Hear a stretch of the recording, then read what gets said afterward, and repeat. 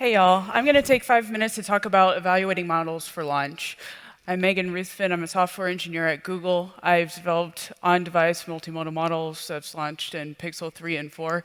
And I think this track has had it come up a couple times that over 80% of models don't launch. And I think a big part of that is that the generic metrics that we talk about in academia and everything, like AUC and accuracy, are okay for comparing other models with each other. But once you get to the point of having a model that you like, that's the best one with that, that metric, you run into these problems. Accuracy doesn't show if the users will like the model performance. It will never max out. And so you have to think, are the inevitable false positives or false negatives detrimental to the user's experience? And therefore, you might need another way to evaluate the model for the best user experience. How do you measure that? It's going to be different for everybody and everybody's launch.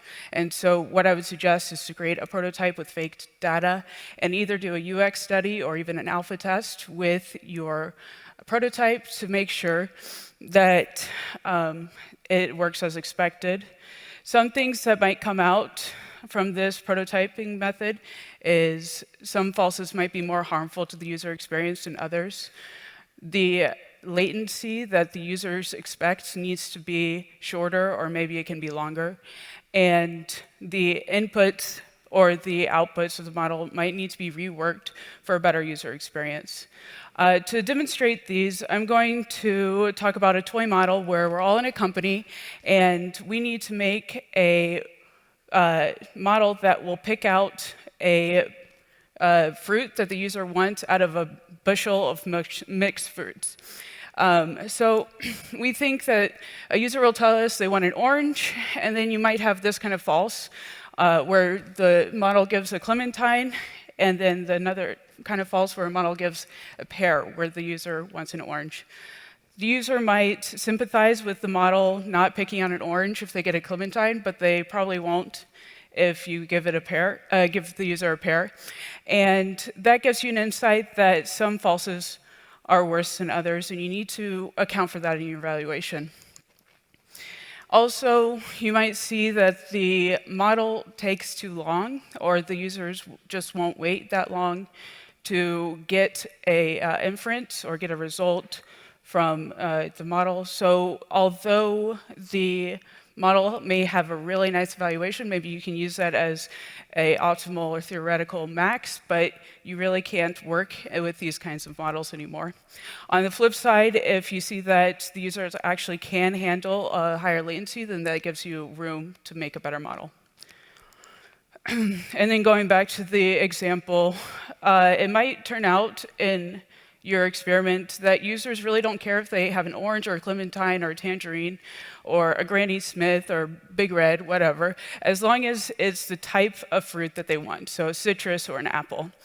And you might have to rework your models so that the user picks the type of fruit, meaning in this case a citrus, and from that the model identifies all the citruses and finds the one that's the best based on quality metrics.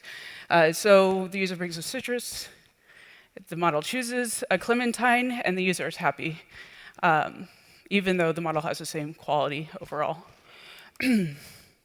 These insights from the user testing can create a better understanding of the success criteria for your model launch, and that allows you to modify your model accordingly, to make better evaluations that show how the model will perform for the users and how the user satisfaction will be scored. And once you have that idea and you have your first evaluation pipeline, you can continue to develop the evaluation pipeline to work more closely to score how the users will appreciate it, how the users will appreciate the model. And you can continue to improve the model. And once you've launched at least one model, you can A/B test that model, a new model with the model that's already launched, and view the other metrics, the metrics live. With that, I hope you have a great journey in evaluating your model for lunch. Thank you, Megan.